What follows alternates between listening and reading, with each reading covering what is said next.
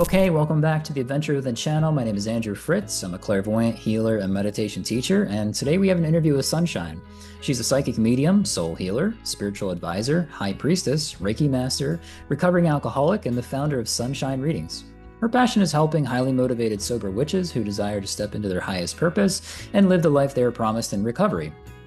She's also the creatrix of the Illuminate Sober Witch mobile app, which is home to the Sober Witches Toolkit, the Unschool of Sober Witchcraft, and the Recovery Coven. These spiritual programs and tools empower witches to stay on the path of recovery by using their personal spiritual beliefs to transform their lives. Hi, Sunshine. Welcome to the show. Hey, Andrew. Glad to be here. Yeah, it's good to see you. Yeah. Really excited about connecting with you and meeting you and kind of hearing about kind of what you offer in your journey and healing and discovery. This is really exciting for me, and I'm sure the audience when they watch this. Um, so yeah, let's just dive into it. When and how did you get into spirituality? Because sometimes it's early in life, sometimes later. Everyone has their own unique story. So what can you share yours? Yeah, absolutely. I think a lot of us share our step into spirituality as a religion that's introduced to them as a child, Hmm. right? And so I was raised Catholic. I was born into a Catholic family. I was raised Catholic. I went to 13 years of Catholic school. Mm. Um, and you know, it's interesting. I think the question that comes to mind is, I don't think this is a surprise coming, but like, what shifted or what changed, right? Because I don't identify as a Catholic now. Hmm. My spiritual belief shifted, and I was revisiting this memory Mm. uh, just a couple of days ago. I was 11 years old. And I was involved in the church as far as like I would read, Mm. I would be involved literally in mass, Mm. right? Okay. And I went to my parish priest, the father that kind of led the parish, Mm. and I said, Father Kevin, I said, I was at another parish and they had altar girls. I would really love to be an altar girl. Mm. And his response back to me was, no. And I said, but why? And he said, not in my church. Oh, wow. Okay. And that just really set heavy with me. And so that is the moment I believe that I stepped into my current path Mm. of spirituality, which was questioning everything, Hmm. right? Beginning to question, like, why does this guy have the ability? I thought this was God's house, right? I thought this was God's church. Right. So, at the age of 11 years old, I started to ponder the mysteries of life, Hmm. and around the age of 16, I stepped into my first metaphysical store. Mm.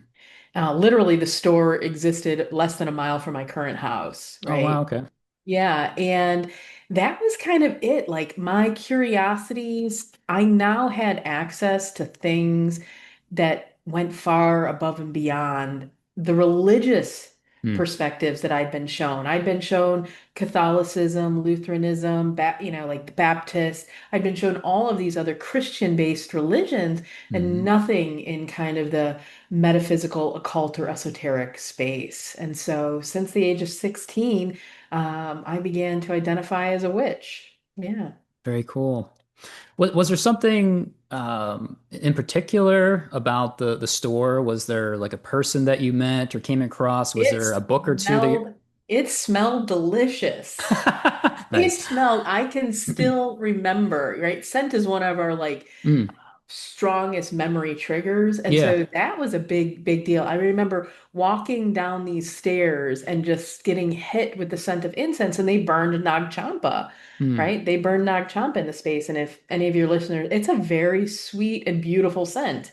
Mm. And so it was very calming. It was very, just my whole somatic experience, Mm. walking into the space and feeling, you know, comfortable, feeling Mm. at home in a way that I really hadn't in any type of spiritual environments. Mostly mine were formal religion at that point. I felt at home in a way that I just hadn't before. Right. That's really cool. At what point was it from the point on after you being in the bookstore, the metaphysical store, did you start to notice your psychic abilities? You know, those were, I probably didn't understand that what I was experiencing was psychic abilities until I was in my 20s. Okay. But looking back now, like doing this reflection, like in my 20s, in my like, and looking back, I was experiencing psychic abilities since I was a child. Right. It manifested itself, my strongest is my clairvoyance. So I have a very vivid imagination and Mm. could, explore and see all sorts of wild and crazy things. But Hmm. I also have a very strong clairsentience as well as, a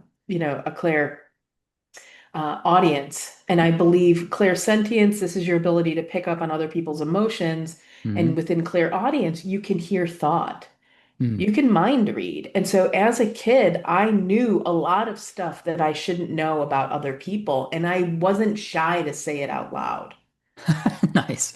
And so I got into a lot of very uncomfortable situations.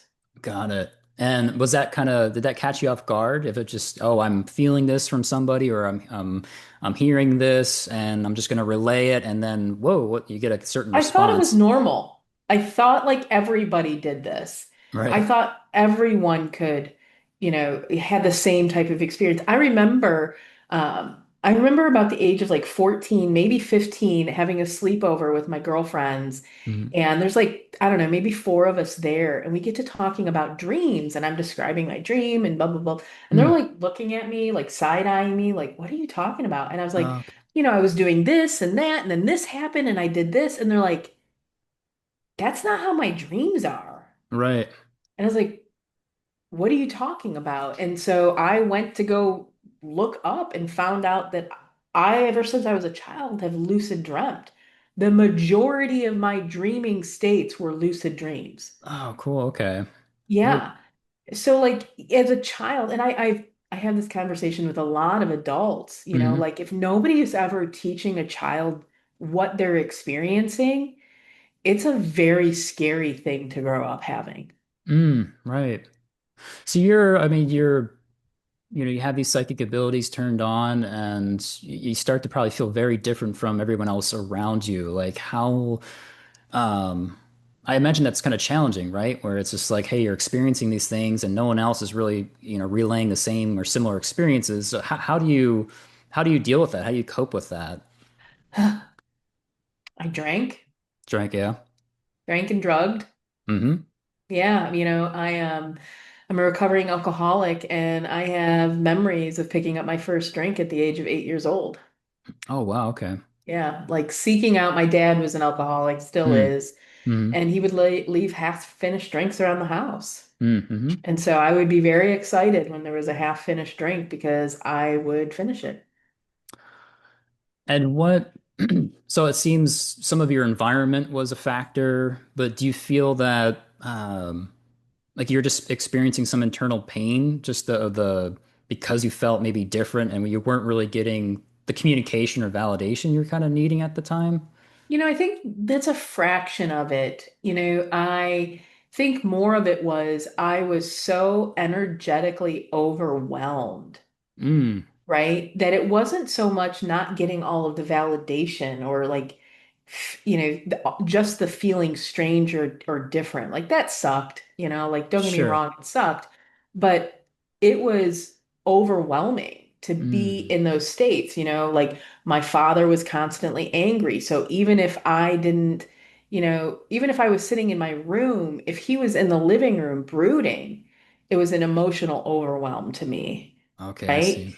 Even if, same thing with my mom trying, like if the two of them would had, and there's some folks in the psychology space that would say, well, you just became hyper vigilant because of trauma. And I'm like, okay, but you also can't prove that it's not just my psychic abilities that Right. accentuated it. So let's Yeah, just, yeah. say that either or could have happened. Uh, Sure. but yeah, it was very uncomfortable. And I think the drinking and the drugging was both a bit of feeling, strange and needing to deal with it in that fashion. But I think more so it was, especially the older I got and I started to engage in social outings, Mm. right? Like I started to go out, I started to wanted to be around people.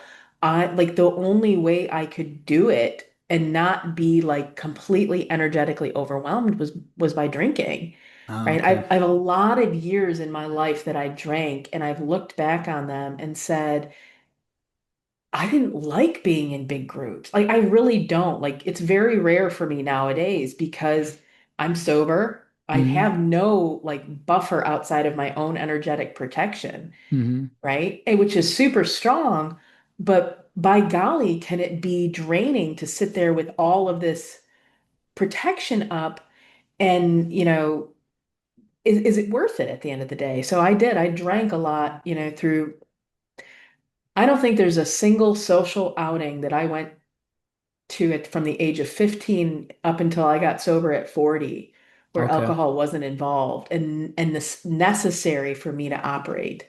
Right.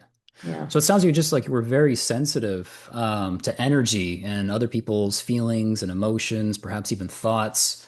Yeah, were you aware that what you were picking up on at that time, at the early age, did you have a knowing that, oh, this is not mine, or were you going like, I feel weird and is something wrong with me? Like, what was your experience of It that? was it was very much feeling like something was wrong with me. Right. I have a lot of experiences through my life where like I would end up in states of depression or overwhelm. And like looking back, I'm like, I wasn't like I literally wasn't depressed or anxious. Like my ex-husband had generalized anxiety disorder. Mm. And it was through that relationship that I learned what anxiety felt like in my body. Not because I had it, but because Oh. being in the presence of him for so long Mm. was just like I now knew, like walking home, like walking into the house, like the difference between leaving work and coming home and that energetic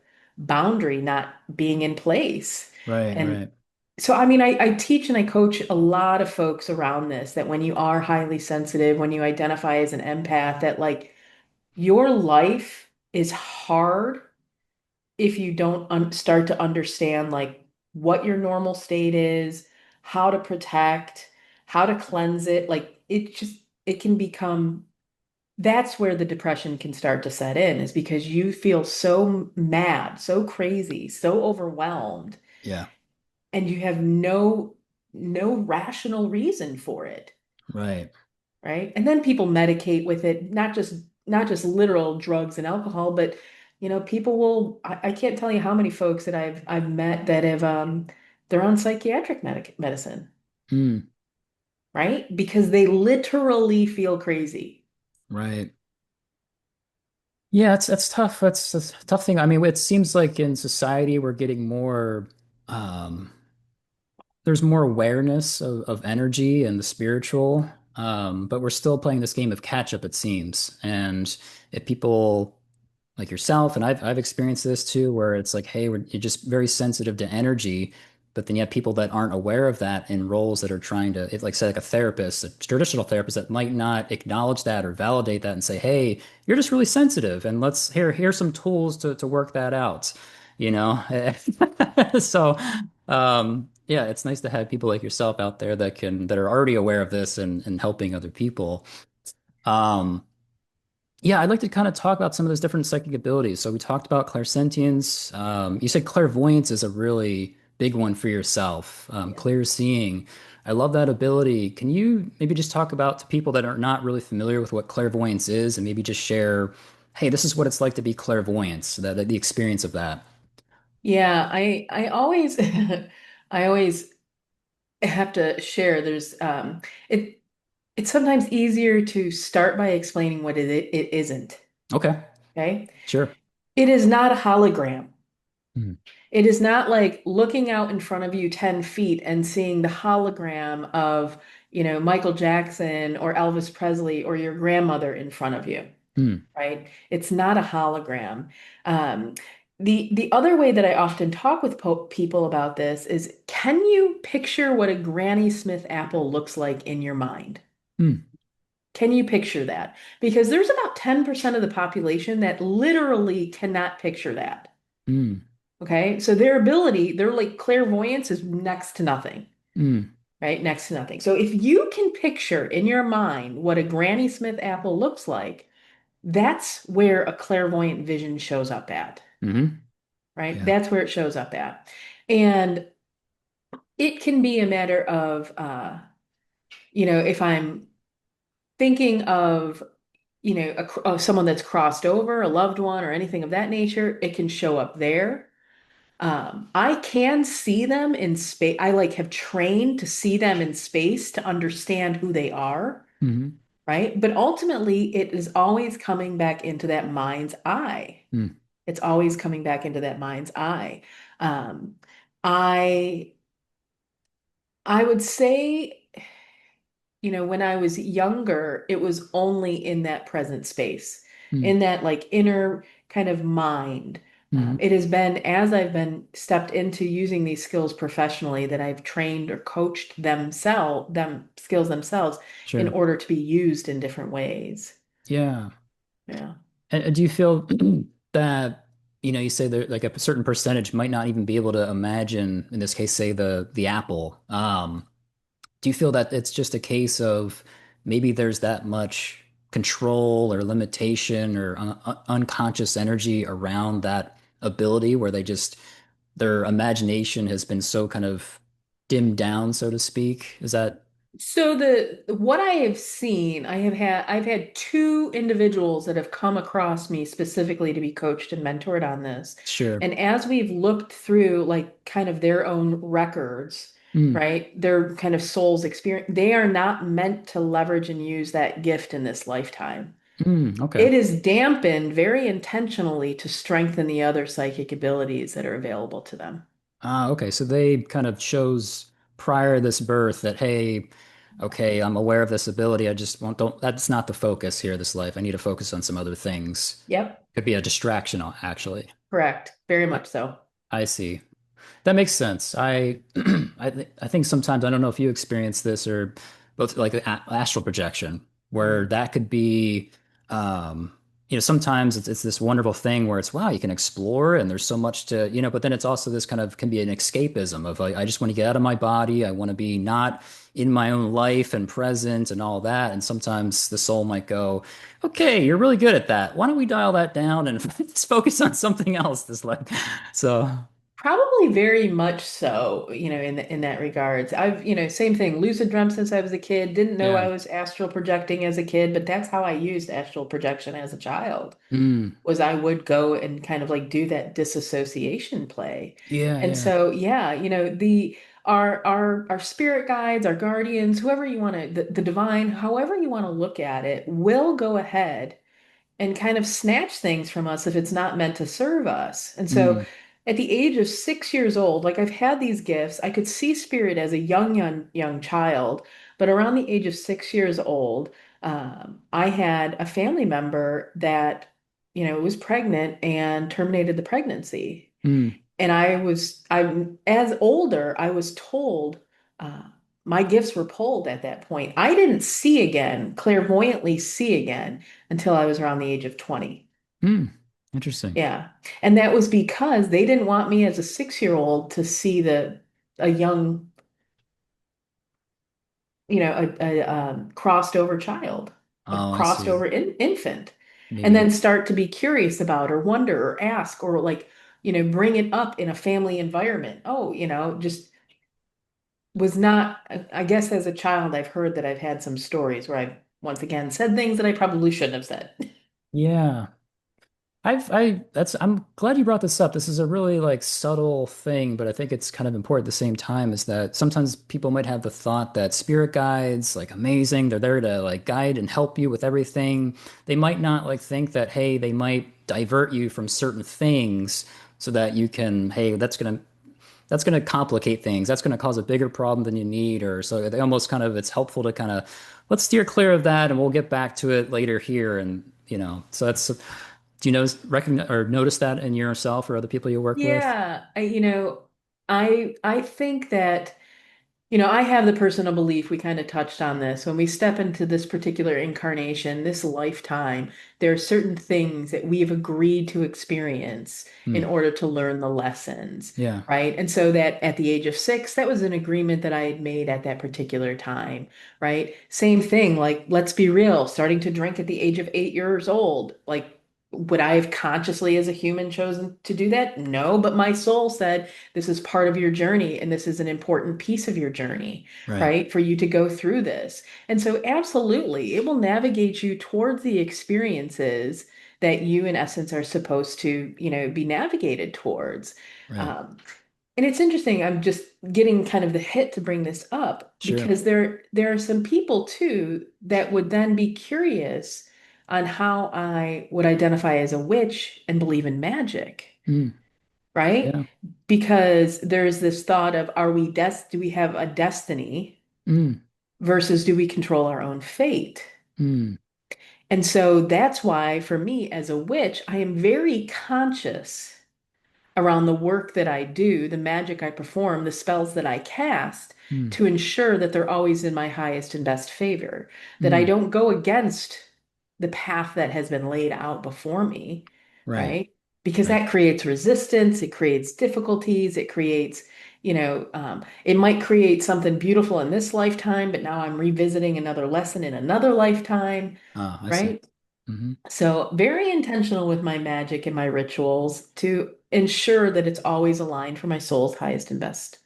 Got it. That makes sense. It sounds like you're kind of checking in with your like your higher self and hey, Oh God, is it all the, is this yeah. ring true with kind of who I am and kind of what's happening in this life right now? So very cool. Um, Another ability would be mediumship. Mm. Is that something that you have experienced and something that you do or help people with? If Yeah. so, I guess again for people that are like, huh, I've heard of mediumship, I don't really fully know what that is. I guess to you, what is mediumship and what are some of your experiences with that psychic ability? Yeah, it's a really good question. So, mediumship to me is the use of certain psychic abilities Hmm. for a purpose. Hmm. So it's not a different psychic ability, it's the use of. So it invokes Hmm. clairvoyance, Hmm. clairaudience, clairsentience, and very often the claircognition and clairgustance and clairalience as well. Pretty Hmm. much all of them, right? So Sure. clairvoyance to clearly see, clairaudience to clearly hear, clairsentience to feel, claircognizance, you just have a knowing. It's like a Hmm. gut instinct. Clairalience and clairgustance is the to clearly smell and to clearly taste. Hmm. Okay. And those two, the smell and the taste are are almost always aligned to mediumship. Like if you can smell something, it's usually an indication there's a spirit. Hmm. If you can taste something that you're like, I taste banana and I haven't had a banana in 3 years, Right. right? It's spirit, Yeah. right? And it literally is just like that same thing in the kind of mind's eye. It's a very weird nuance. It's very weird and very strange. Hmm. So we leverage and use these particular abilities Hmm. in order to connect to spirits that are on the other side of the veil. Hmm. Often loved ones, right? But this can be spirit guides, this can be elementals, this can be um, you know, aliens, Hmm. always a weird one. Yeah, Um, yeah. this can be any energetic, any etheric being that sits on the other side of the veil, Hmm. right? So that's mediumship. And so, yeah, my grandmother, when she walked the earth, she was a medium. Hmm. She used to call it talking to the angels. Ah. And when I was around 19 years old, she'd been passed away for about a year. I was on vacation with a whole bunch of my family. And Hmm. I had mentioned to my aunt, I said, I think I have the gift. Hmm.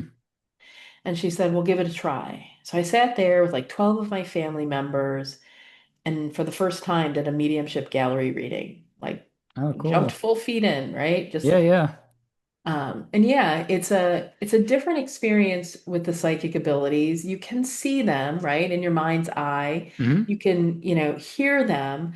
You can literally feel an ailment, Hmm. right? So I'll be like, oh, I could often feel the way someone's passed or crossed over. Hmm. Um, the knowing of certain information. And as I said, the smell and the taste. Smell is often something related to them, like a perfume, or I've had a couple of gentlemen where I can smell like a garage or grease or oil Mm, because they've worked like in that environment. sure. And then taste is often their favorite things, right? Oh, I don't okay. like the taste of black licorice, but I had someone show up once and I was like, I'm tasting anise. Who in the world? And their grandmother loved the person sitting at the table, their grandmother loved Good and Plenty. Oh, okay. Yeah. Got it. Yeah. Interesting. What is your because everyone has their own take on mediumship and how they go about doing it.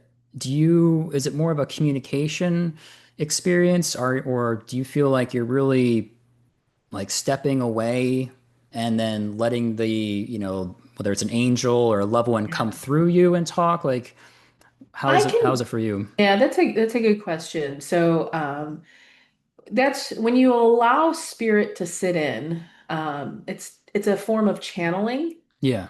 Um, People don't like this word because it sounds scary, but it's also a form of possession, Mm.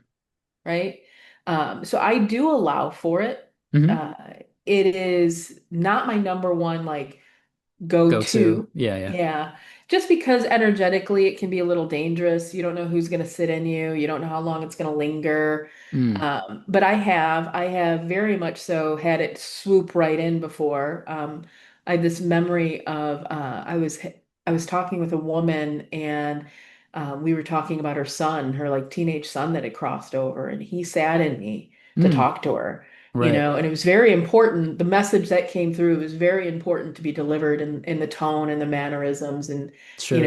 that she needed to hear.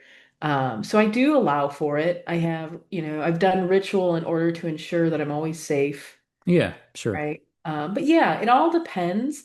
Um, Depends on the reason. It depends on the audience. Um, I have allowed certain, spirit, more like ascended masters to step in me and talk and provide that, but it's not my number one. I prefer to be the messenger, like the Yeah, rather than the channel. sure. No, I can understand that.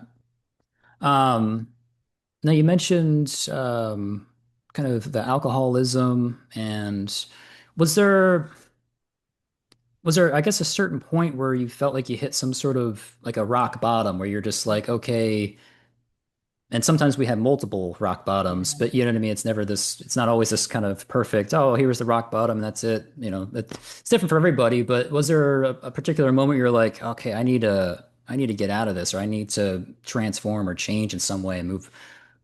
It was, it had been a long time kind of coming, Got it. you know, um, but there was 2019, I had already watched my father almost die from Mm, alcoholism in 2017, and then in 2018,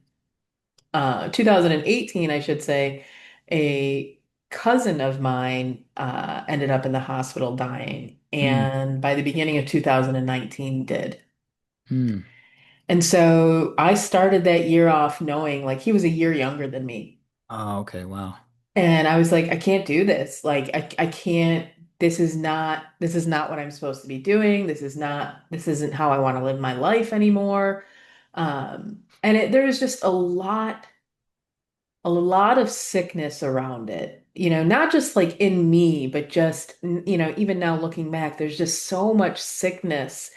Um, Kind of in that piece and all sorts of like arrows pointing to it needing to happen, Mm, right? hmm. All sorts throughout the years, probably almost a good 6 or 7 years before I actually made the choice. Mm, But yeah, in 2019, I started the year aiming for 90 days, right? From New Year's on. And I just started just asking like, why do I drink? mm, And um, asking like, you know, being very curious about, why am I not drinking? Like, why am I not engaging in sobriety? Like this mm, really deep curiosity. And I did relapse twice that year, though. I'm not mm. gonna lie, I relapsed twice. Yeah. I relapsed before the 90 days were up.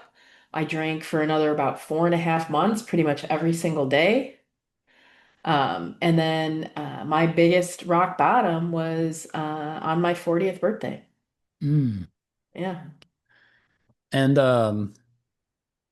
do you feel like, I mean, for me, like when I was younger, experimenting with certain drugs and alcohol and just being kind of reckless and all that, like for me, looking back, I kind of go like, oh, like I was just so lost, so disconnected from my inner self. I was depressed and confused and you know what I mean? And I feel like for me, that was like, um, sometimes there's just like the simple rebellion and just being young, but then also there's the like, wow, like I just wanted to be out of my body. I didn't want to like deal with this pain or all this stuff that I was like you kind of like I'm feeling all the time. This is overwhelming, and I just want to step out of it. And that was the way kind of I did or experimented with that. Do you have is that similar for you? Like, do you feel like maybe not the whole thing, but was it for just a, hey, I just need to get away from the pain of this that I'm sitting in here?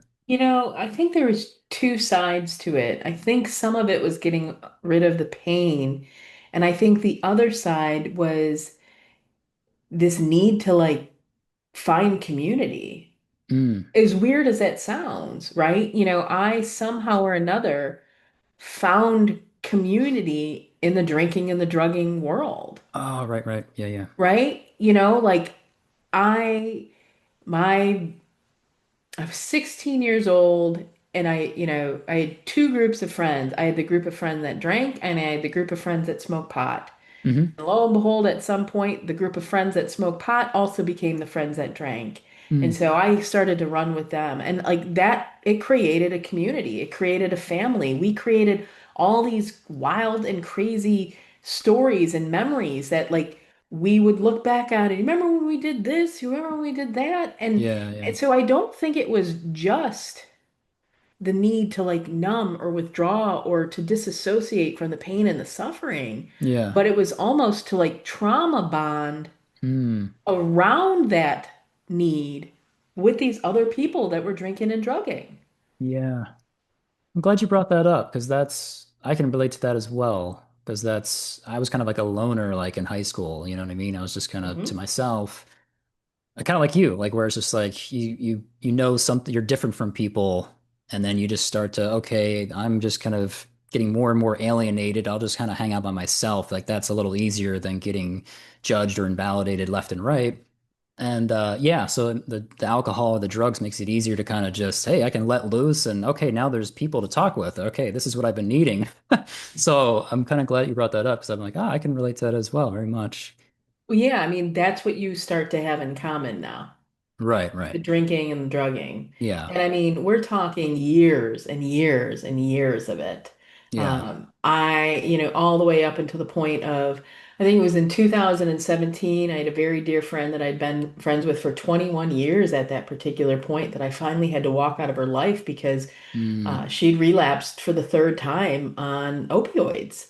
Oh, And I wow. told her, I Okay. was like, I can't do this anymore. I can't enable this, right? Right. Like I've tried to get you clean three times and I'm not doing it. It's not, I'm obviously, and yeah, so it just was. And, I still, that same friend circle, I have a dear friend, that's going through a divorce. And this is the sucky thing about psychic abilities is I know it's because of the alcohol abuse between her and her husband. Mm. Like they are avid drinkers. Yeah. And it's like, I wish that she could see it. I wish she could see that these particular behaviors are what has led down this path. But, anybody that's been around and in recovery is going to know like we can't change anyone until they're willing to see it themselves. Yeah. Yeah. Yeah. I mean, I had eventually, I knew when I was younger, I had to move out of my hometown. And it was interesting. I had one friend I'd always hang out with. It was kind of again, it's like on one hand, it was like nice company, but at the same time, like bad, influence at the same time. And I knew I had to kind of get away. And, there was one time I came back to my hometown and he was still at the same bar the same night doing the same thing. And I was like, oh, I'm like, man, like, what are you Yeah. doing, man? I wish you would make a change for yourself. But they're on their own path. So, um, One thing I thought would be kind of interesting to talk about with like drug use or alcoholism, do you find that there's any mediumship involved that's unconscious, where people, whether you're getting high to some level or you're drinking a certain amount of alcohol, Mm. where people are channeling unconsciously, where suddenly you go, whoa, I don't even recognize this person right now. Is something else, Mm. is this person running a certain energy, or has some other being kind of climbed in a little bit, and maybe this is scary or weird, or have you ever Ooh, noticed that? yeah. So addicts are ripe for energetic attachments. Yeah. Yeah, right for energetic attachments. And it's not always going to show up. And it's interesting. I've said if I ever go back to school and I ever pursue a doctorate, we'll see if spirit leads me down that path. Mm, I would literally prove out my thesis would be on the core, like something along the line, the correlation between psychic abilities and addiction. Because mm, I believe many of us that fall down the path of addiction are numbing these gifts, mm, right? We are. And so we are you've got, if you have no awareness of this, no conscious understanding of your own psychic abilities, you're open, you're sensitive, and you've right. been numbing for years, sometimes decades, let's be real, and Sure. you stumble across any type of low vibrational energetic or entity, like you are ripe for an overcoming. And I'm going to give you an example. I can't remember if it was a year, maybe 2 years ago. I was a guest on a podcast, and after we finished, the woman said, can we talk for a second? And I said, absolutely. Hmm. She goes, I have a nephew that's struggling and relapsing. Mm, And I said, okay, tell me a little bit more. So she proceeded to tell me, and I said, you know what? Give him my number. I said, don't force him, give him my number. And if he feels, if spirit means for sure. him to connect with me, he'll connect with me. Hmm. And this was probably in like April-ish. And so Okay. around the end of July, I finally get middle of July, I get a text from him, and we can't touch base until the end of July. It's like Mm, 2 weeks from the time that mm, first text. And so he's talking to me and he's explaining, he goes, yeah, I was really struggling. I actually was struggling so bad. I just 3 days ago got back out. I had committed myself for a 72-hour hold. mm, And I feel a lot better. And I said, okay. So I start to take a look at things. I'm looking at the energetic, and I was like, you got someone around you that's just like not good. And I mm. start to describe him, and he goes, that's interesting. I said, what? He goes, that's my former sponsor. He Oh. goes, before I went in for the 72-hour hold, I told him that I no longer wanted the relationship with him. Ah. And I went, thank the gods. I said, he was like a vampire on you. He was Hmm. keeping you in this. While this guy was his sponsor, he'd relapsed, I think, 2 or 3 times. Oh, wow. Okay.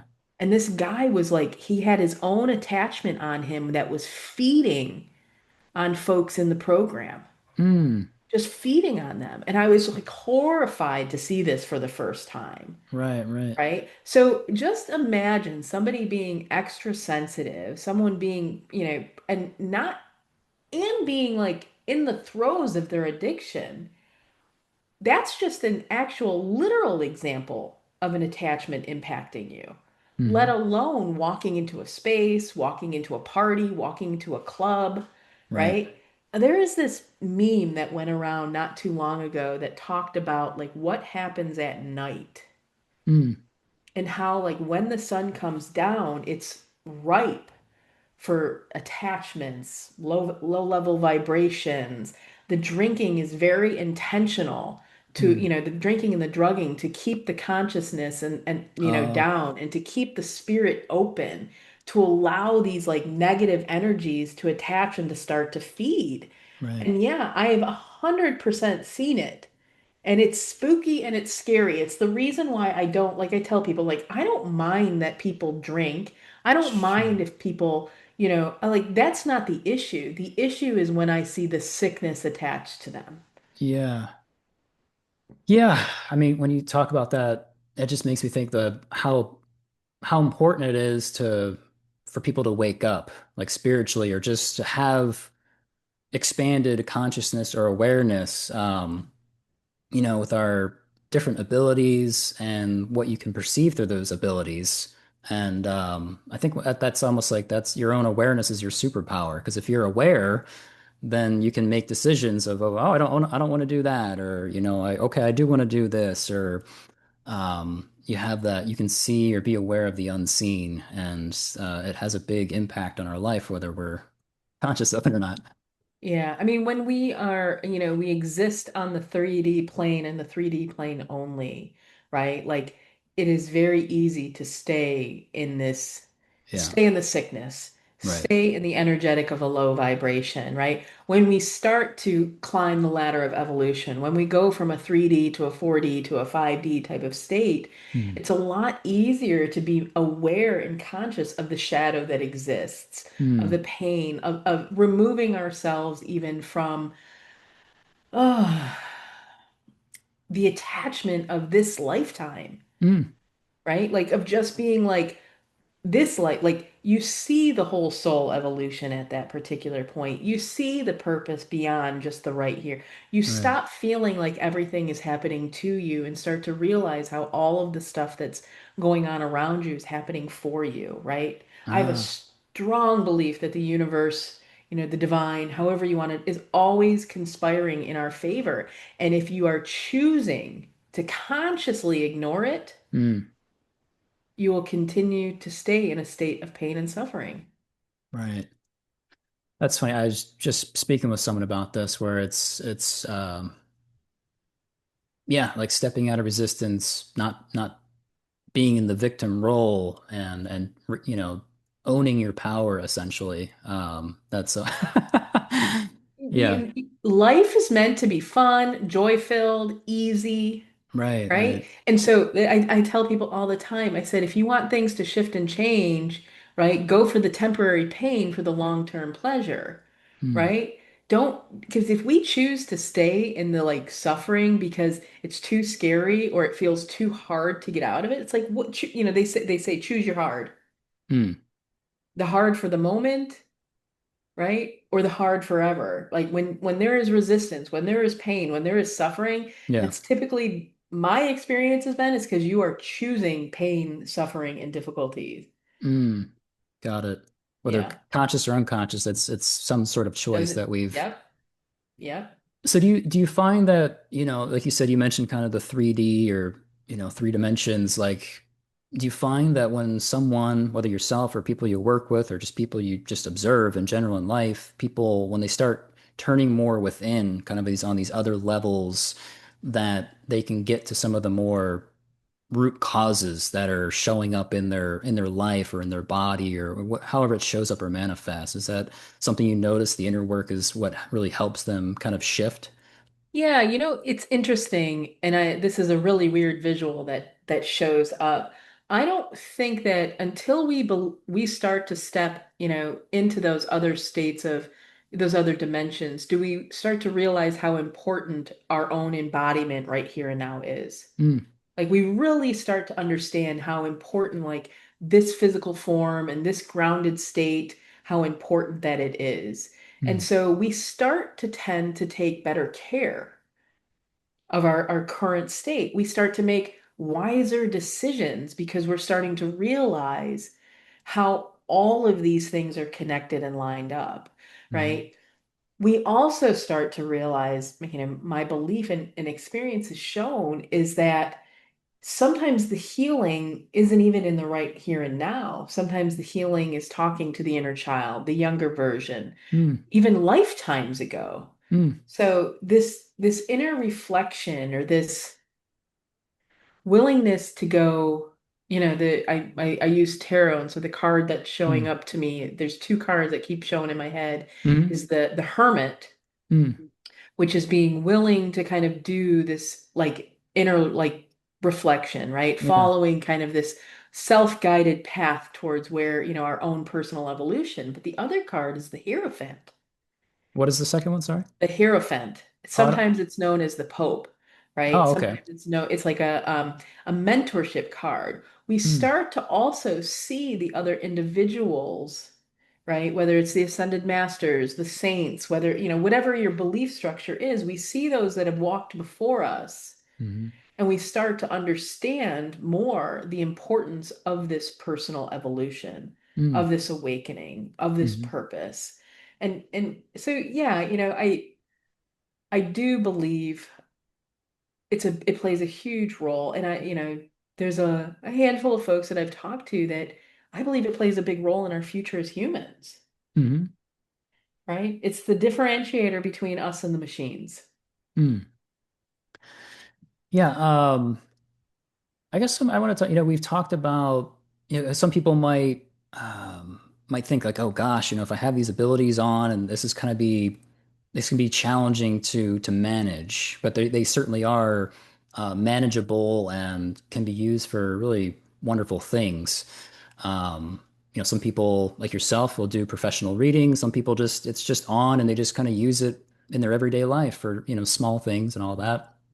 Um, I guess, but yeah, going along with that, like how do you, just in your everyday life, you're going to the grocery store, or you're just hanging out your house or with some friends or whatever, you're in nature. Like, how do you notice your psychic abilities in those kind of situations? Mhm. Just the everyday. Yeah, I mean, I connect with it in all sorts of different ways.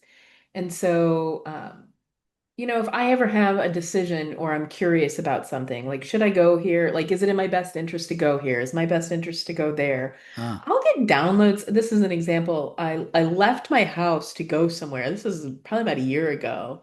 And I've given this example a couple of times. And as I'm leaving, I see this picture of one of these like metaphysical stores near my house. And I was like, ah. I was like, why? I was like, I don't need anything. Like, what are you doing? Right? Like, I Yeah, just like, and so I was like, whatever, right? I'll just, yeah. okay, Fine, hire yourself. I'll go. And so I go and, I'm like walking around the store. I'm like, what is this? Does someone need something? I like talk to myself all the freaking time, right? Yeah, yeah, And I'm yeah. like, is there something we need? And I go like 25 minutes walking through this store Hmm. and nothing, nothing. So I go to leave and I look in and they've got rooms where psychics are sitting up. And I look and I was like, Rogan? And he's like, Sunshine. I was like, oh my God, you work here? And he's like, Ah, yeah. And I was like, it was a friend of mine's brother who I've met like once. oh, okay.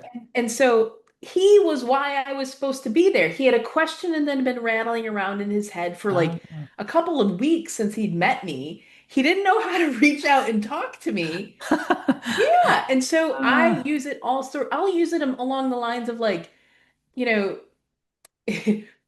another example, my partner said, hey, I'm going to Dunkin' Donuts. Do you want half calf or decaf? And so Ah. I said, what's in my best interest? Decaf. I said, give me decaf, right? Like Yeah. it doesn't matter what it is.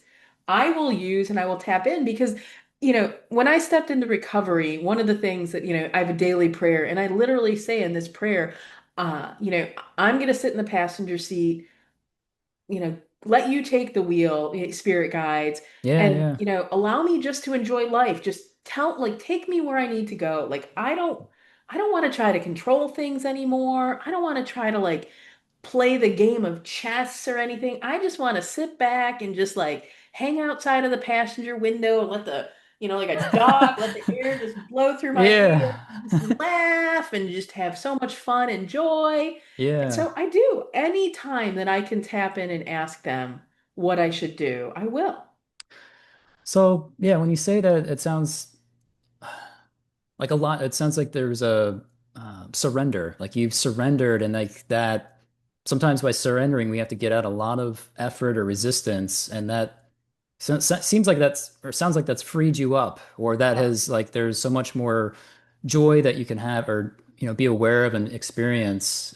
Would you say that's accurate, A or? 100%. And I don't get me wrong, like I feel like sometimes like so weird with it. Yeah, I yeah. do. I feel so weird with it. But the where I've had enough proof to know that when I allow them to lead and do so without question, because sometimes I only have a fraction of the information. I'm Hmm. I'm going to give you another perfect example. Sure, yeah. This is back in the spring. I get this thought in my head of like, I want to buy a church, like Mm. literally a physical church building, Mm. right? And I'm like, that's kind of cool. And so I just like start looking at churches and stuff, and I just thinking like I'm daydreaming, and and then next thing you know, they're telling me like maybe it's not just a church. And I'm like, okay. And they're like, maybe you're starting a nonprofit. Mm. And so like this time kind of like spans itself out, Hmm. right? And just these little tiny seeds, and no question, to the point of I was at a retreat the beginning of this month, and I had every intention in this retreat to work on a workbook. I published a book this spring. I Mm. wanted to create a companion workbook. Hmm. And driving to the retreat, I hear, that's not what you're going to do. Mm. And I said, okay. They're like, you remember that church? I said, yep. They're like, you remember that nonprofit? I said, yep. They said, well, welcome to the religious organization that you're about to create. Oh, wow. Okay. And so that's what I spent the week doing. And the feedback I have heard thus far, the like literal folks that have said, what you have said has brought full body chills to me, Oh, cool. has been so unbelievable. So I don't know sometimes why they're planting a seed, why they're having me do what they're having me do. Yeah. I just have complete surrender, complete trust that I'm going to be taken where I need to be taken, Right. how I need to be taken, when I need to be taken. And I will tell you, it's like sitting on a roller coaster all the time. I Yeah. like roller coasters. So maybe yours is a steamboat, or maybe yours is whatever that may be for your listeners. But like I love Sure. roller coasters and just freaking enjoying it. Yeah. It sounds, we mentioned the surrender, but the trust you brought up, I think that's critical because you're paying attention to your spirit, to intuition, and you're not just listening or paying attention, you're actually trusting it and kind of just, all right, I'm just going to go with it. And that's got to be sometimes kind of weird or scary, but also like exciting. Like you said, like a roller coaster. It's like, whoa, this is kind of scary, but wow, this is pretty awesome. I had a client of mine probably about a year and a half ago. We were talking, and I have a lot of people that admire my gifts, and I love my gifts very, very much. I feel very blessed, and I teach people how to trust. We go through exercises, all that kind of stuff. And this particular client who has beautiful gifts of their own says, I really wish my gifts were just like yours. Mm. Really wish my gifts were just like yours. And I looked at them and I said, you want to know the only difference between my gifts and your gifts? And they said, what? I said, I have to trust my gifts to remain sober. Mm. I have to trust my gifts to remain in recovery. The moment I start second guessing them is Mm. the moment I step closer to a relapse. Mm. That's a big point there. Because doubt, I think people can really doubt or feel like their abilities are invalidated, that Mm, they're in question, or oh, I can't really rely on this because it's not logical, it's not rational, it's not in this book or what this other person's saying, so I'm just going to brush it off. mhm. But it sounds like having to just get past that doubt and really just, nope, I got to trust this and just ride with this. I have to. I mean, this is a lot of conversation that I had with spirit when I first stepped into recovery. And I did, I surrendered, I turned it over, and I just like, I don't want to return back to the person that I used to be. Mm. I wasn't happy. I wasn't fulfilled. I was miserable. I was suffering. Like every day I had a mask on, being someone that I didn't want to be, Mm. somebody that I thought I was supposed to be. Mm. And so I did, I have full and utter trust. I don't get me wrong, I have a lot of protection up, there's all sorts of things, right? Like we could get into a whole nother conversation around, if you have one of those attachments, Mm. you can be taken places that you shouldn't be, Mm. Oh, right? right. You could be taken places that you shouldn't be. And then, then I have conversations with people about that. But yeah, no, the surrender has brought so much, peace in my mind and my heart, so Mm. much love around me. The people that I keep around me now are just such beautiful souls, Mm, and I get to meet like other incredible individuals like yourself or any of mm. the other folks that I come across, and it's just I wouldn't change any of the pain and suffering that I had in my past, any of it, any bit of it, knowing that all of it led me up to right here and now. Yeah. That's really well put. I was gonna say because it sounds like the surrender and the trust has led you to like a better place and like really in the essence or qualities of spirit, the joy and all of that and the peace. And um, do you find that because you've went through dark times or challenges and struggles with addiction and whatnot, that there's a more gratitude for the opposite of those things, the opposite of the suffering, or you just being able to experience the joy, that there's more of a gratitude because, hey, you've been down at the bottom, but now, okay, now I'm in a different place. I'm so grateful for this. Is that something you've noticed or? I would absolutely, I would say yes. I don't, there's a quote by Pema Chodron that I talk about, like, we can't sit in the darkness with others until we've sat in the darkness ourselves, and I believe it wholeheartedly. Like, I don't think that we truly can understand what pain and like what joy and happiness is without understanding the opposite of it, mm, right? The challenge that people end up in is they sit in it, mm. Right, right? They forget that they have a choice to be out of it, right. right? And so, don't get me wrong. Like I'm talking about, I'm not delusional to think that my life is perfect. There's still moments of pain. There's still moments of suffering, Sure, but I sure. have tools, I have experience, I have, knowledge today that allows me often to know that when I am in a place of pain or suffering, the reality is I'm grieving. Mm, I'm usually grieving and going through some type of change in my life, mm. right? And I don't choose to numb or hide from it anymore. I choose to bear witness to it and give it its own place and its own time and its own energy. Yeah. Right. It sounds like you're just kind of accepting that process and moving through it, Yeah. just like kind of weather comes and goes, and then, oh, okay, Yep. here's the joy back. Great. Like, Yep. that's really cool. Um, yeah, I feel like we could go on and on. There's so much more I think we could uncover and talk about.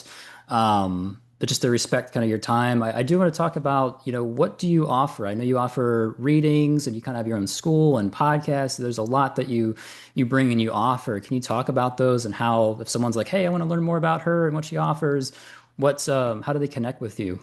Yeah, you can always visit any of the two websites. So sunshinereadings.com if you're interested in a one-on-one session and a one-on-one reading. Sure. Um, the other one is soberwitch.life, right? Okay. My mission shifted and changed a year ago, and I'm here to help other individuals that identify as a witch either step into or stay on their own path of recovery.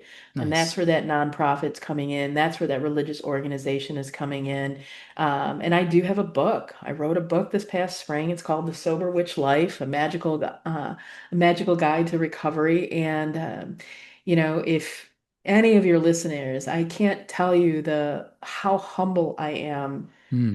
and how privileged I feel to be able to do all of this. Hmm. I lead a twice a week recovery circle, Okay. and they're Nice. live on Zoom, and the amount of reception that it's just I feel so blessed. I really do. And so anybody that's listening in recovery, just for folks that are wondering, yes, I'm a recovering alcoholic, but I also say I'm a recovering workaholic, perfectionist, control freak. I'm recovering from disordered eating. We have folks on all paths of life. And my definition of recovery is you are literally recovering from whatever has been robbing you from living your best possible life. Hmm. So whatever that may be, you get to choose it. I don't define your recovery, you do. That's So awesome. I like that. They find their truth with, yeah. how they navigate that. So that's really Yeah. cool. Yeah. Awesome. Um, yeah, and then I'll make sure I'll put some links kind of in the description, make it easier for people to just kind of click Awesome. on it and get to those sites.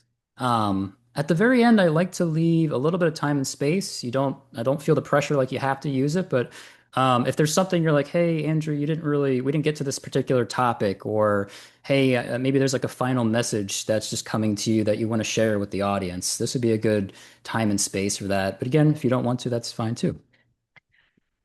I will say, and it's not any my personal topic, but it comes to mind because I've been doing some writing about it. I've been talking and having a couple of other conversations around this with folks. And, our world is in a weird place right now. It's Yeah. chaotic. There are things going on that are making people angry, people sad, upset, scared, Hmm. right? And a statistic came up recently that said it only takes 3.5% of the population or 3.5% of a community to make a change and make a difference. Hmm. So if you don't like something, if something doesn't feel right, if you want to see something different, then I'd encourage you just by starting and finding one other person, and then both of Hmm. you find another person, and then all of those folks find another person.